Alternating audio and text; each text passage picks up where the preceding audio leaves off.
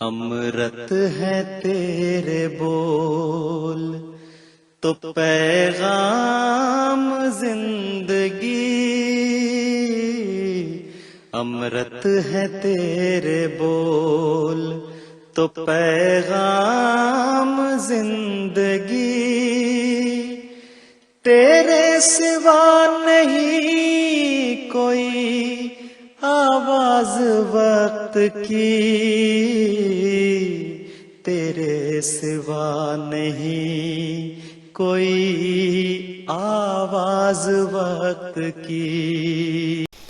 بسم اللہ الرحمن الرحیم۔ ناظرین اکرام السلام علیکم ورحمۃ اللہ وبرکاتہ۔ الحصار کے پلیٹ فارم سے آپ کی خدمت میں حاضر ہیں۔ حقیقت یہ ہے کہ مسلمانوں نے ایک ایسی اخروی جنت بسائی ہے،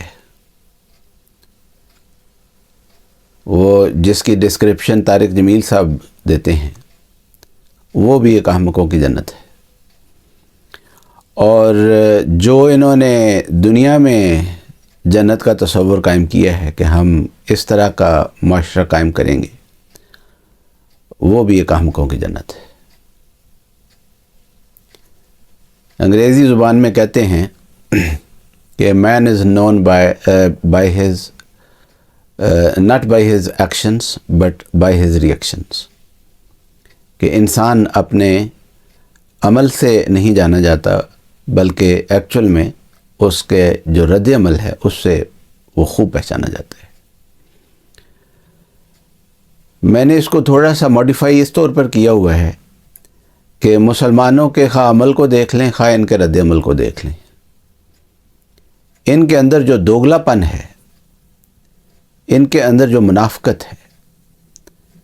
ان کی جو بدقسمتی ہے،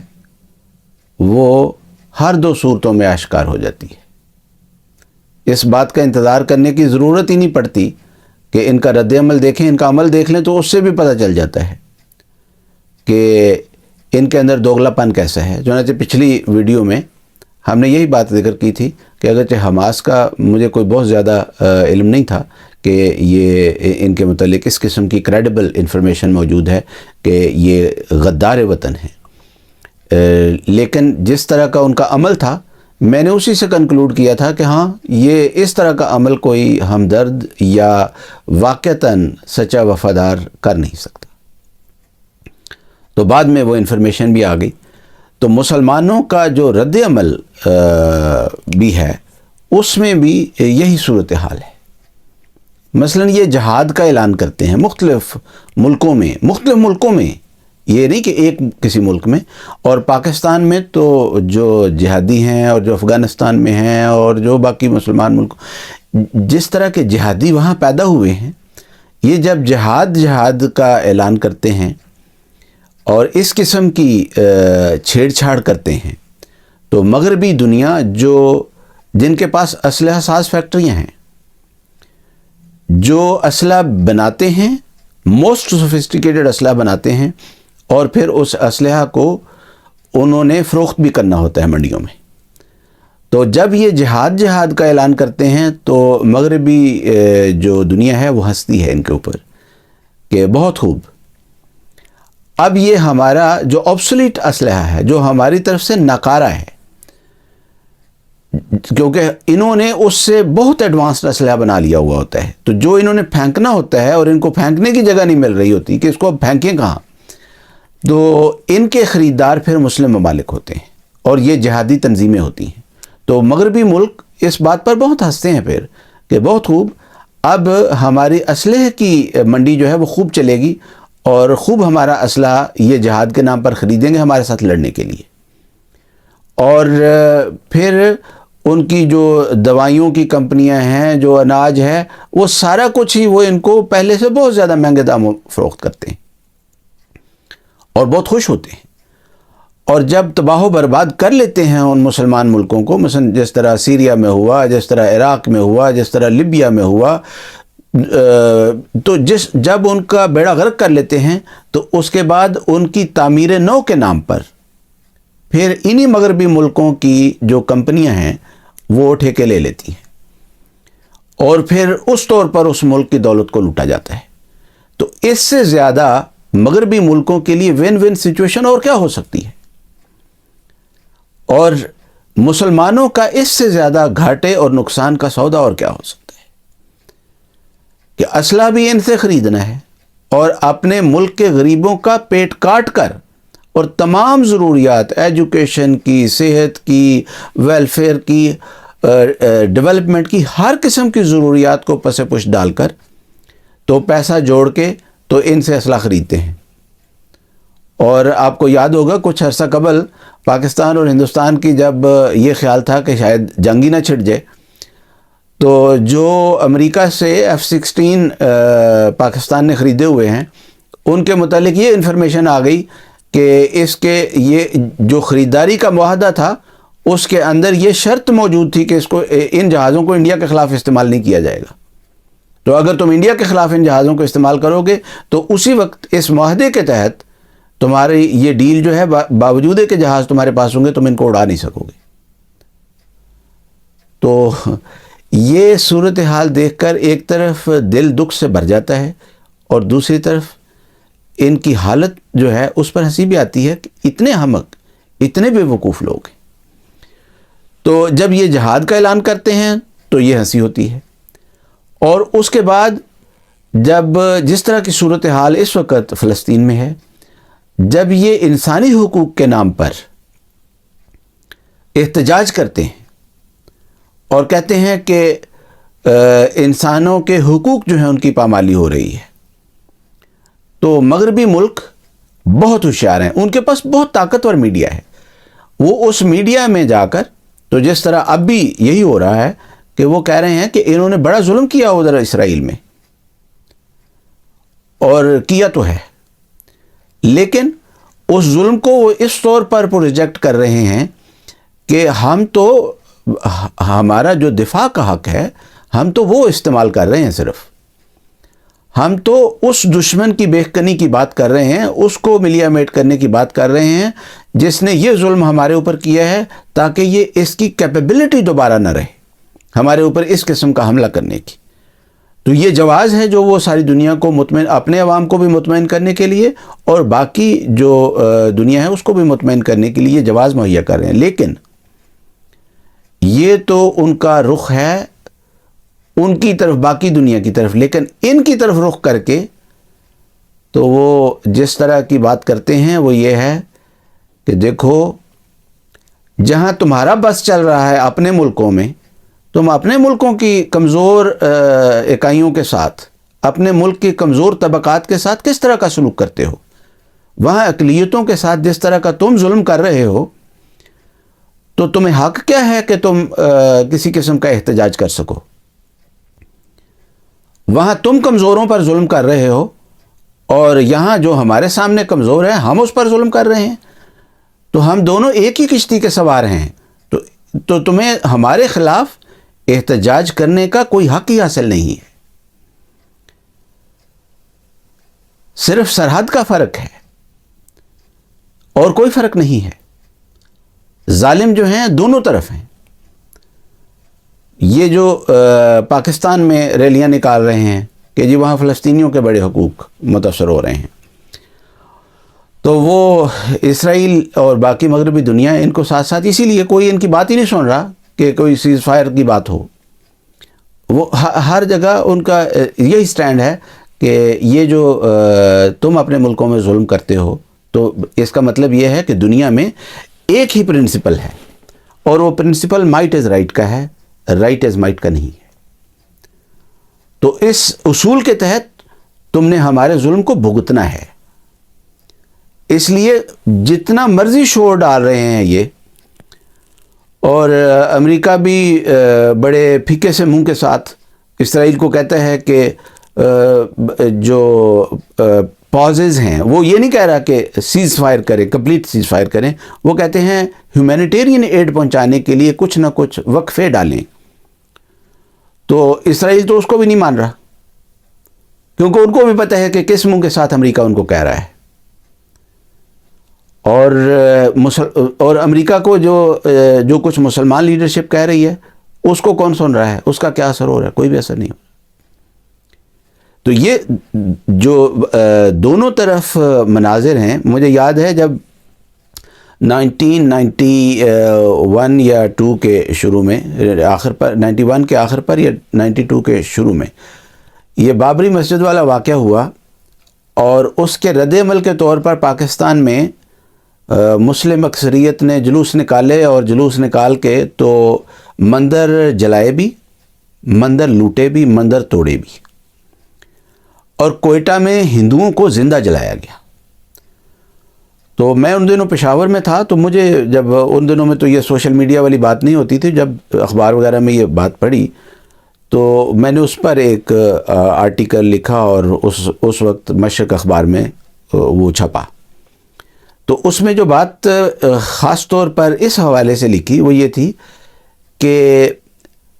جو بابری مسجد کی طرف انتہا پسند ہندوؤں نے کیا ہے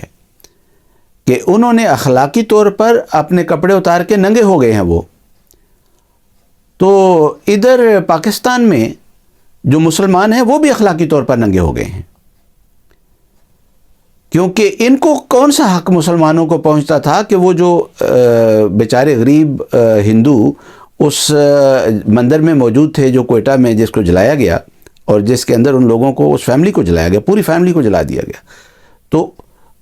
ان بیچاروں نے تو نہ کبھی بابری مسجد کا ان کو خیال آیا، نہ ان کو شاید پتہ ہی نہ ہو، اتنے غریب ان پڑھ سے لوگ ہوتے ہیں یہ جو متولی قسم کے لوگ ہوتے ہیں، یا مسجدوں میں خادم ہوتے ہیں یا مندروں میں، تو ان بیچاروں کی کوئی اتنی حیثیت اوقات نہیں ہوتی، غریب لوگ ہوتے ہیں، نہ انہوں نے کبھی ہندوستان جانے کا سوچا، نہ انہوں نے کبھی بابری مسجد کا سوچا، تو ان کو کس جرم کی پاداش میں جلا دیا؟ تو میں نے کہا کہ لیکن ایک فرق ہے کہ وہ جنہوں نے بابری مسجد کو جلایا اور وہاں مسلمانوں کو مار رہے ہیں اور ان پر ظلم کر رہے ہیں، وہ بتوں کے پجاری ہیں، اور ان کی تربیت بتوں نے کی ہے۔ اور یہ جو سرحد کے اس پار پاکستان میں ظلم ہوا ہے ہندوؤں کے اوپر، اس میں یہ بدقسمت جو ہیں یہ توحید کے پجاری اپنے آپ کو کہہ رہے ہیں، اور رحمت للعالمین محمد مصطفیٰ صلی اللہ علیہ وسلم کی طرف اپنے آپ کو منسوب کرتے ہیں، تو اس لیے یہ زیادہ بڑے جرمدار ہیں۔ تو یہ جو ظلم ہے وہ خواہ پاکستان میں ہو، وہ خواہ کسی اور ملک، اسلامی ملک میں ہو، جب وہاں جہاں تمہارا بس چلتا ہے اگر تو تم وہاں ظلم نہیں کرتے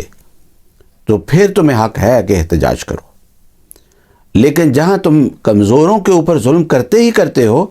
تو پھر تمہارے اس احتجاج کی نہ دنیا میں کوئی وقت ہے اور نہ خدا کے حضور کوئی وقت ہے۔ یہ وہ مضمون ہے جس کو قرآن شریف نے بڑا کھول کر بیان فرمایا جب ایسی قوموں پر اس قسم کی سزا وارد ہوتی ہے تو فما وقت علیہم السماء والارض، کہ نہ ان پر آسمان روتا ہے نہ زمین روتی ہے۔ تو یہ وہ حالت ہے جس پر مسلمانوں کی حالت پر پھر نہ آسمان کے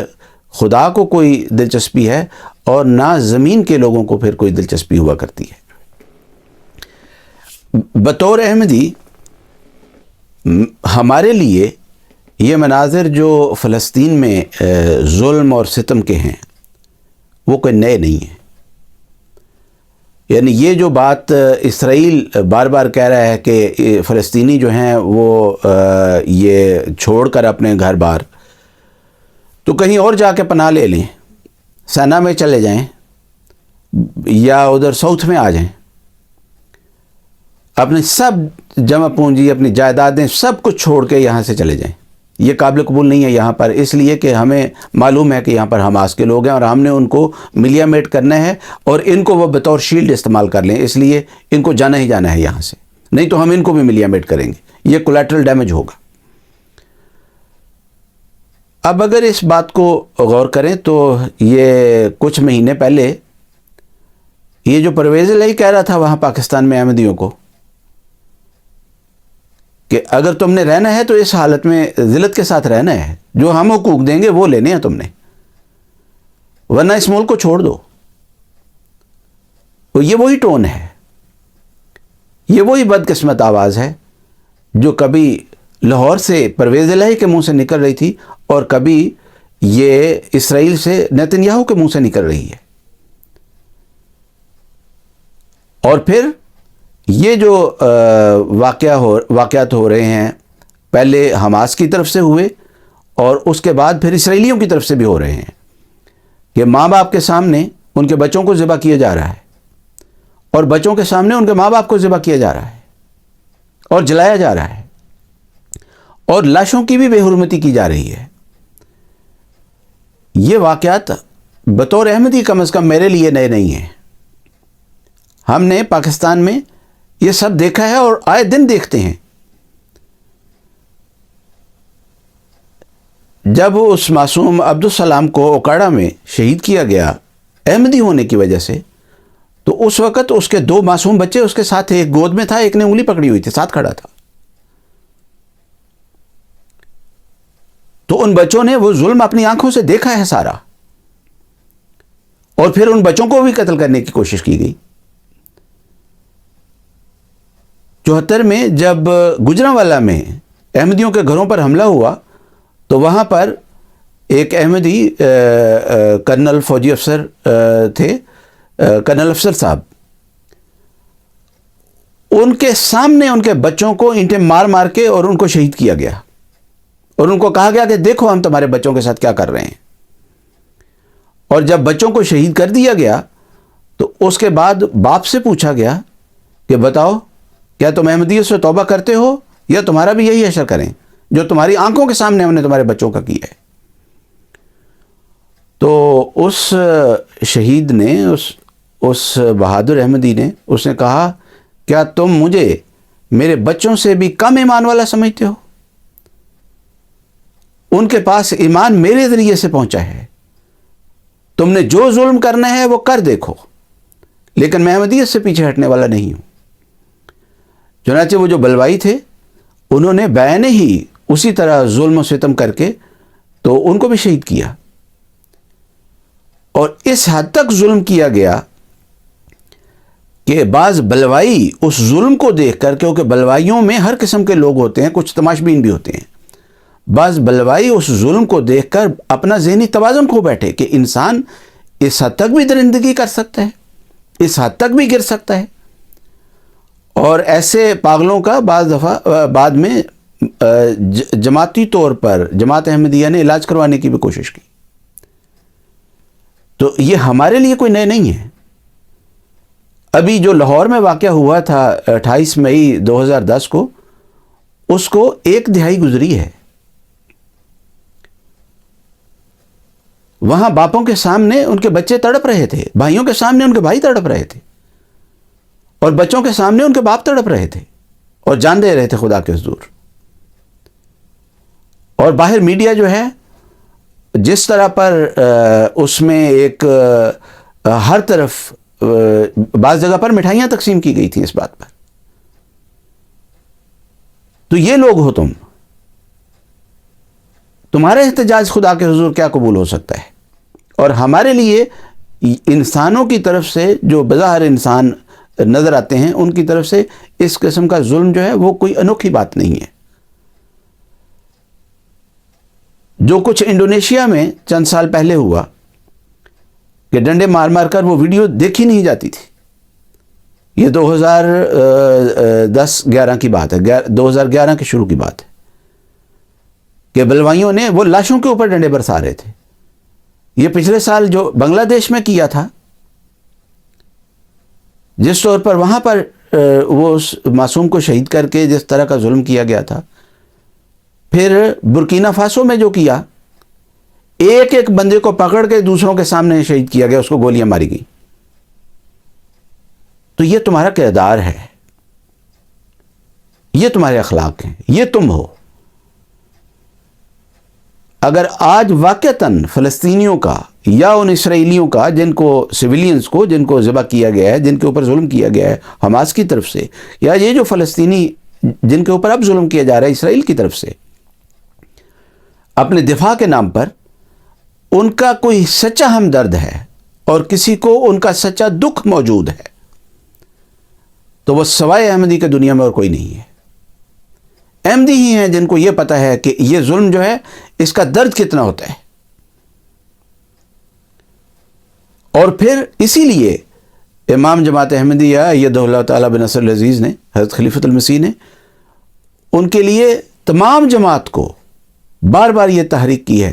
کہ اٹھو ان کے لیے دعائیں کرو. اور ہم نے دیکھا ہے کہ اللہ کے فضل سے احمدی اس دن سے بدستور ان کے لیے دعا کرتے ہیں کہ اللہ تعالیٰ ان کے دکھوں کو دور کرے اور ظالموں کو پکڑے. لیکن یہ تمہیں کوئی درد نہیں ہے، تم تو صرف چندہ اکٹھا کرنے کے لیے کر رہے ہو سارا کچھ، کہ ان معصوموں کے نام پر چندہ اکٹھا کیا جائے اور پھر بعد میں جب یہ قبضہ ہو جائے تو وہاں سے اپنا حصہ جا کے مانگیں گے. یہ جو حماس والے لیڈران، یہ جو ایکسٹرنل لیڈرشپ ہے، اس نے یہی کچھ کرنا ہے کہ وہ جس طرح وہ نابینا گداگر شام کو برابر بانٹتے تھے تو یہ بھی شام کو برابر بانٹیں گے. پھر اس بات پر لڑائی ہوگی کہ کتنا کس کے حصے میں آیا ہے. سوال یہ ہے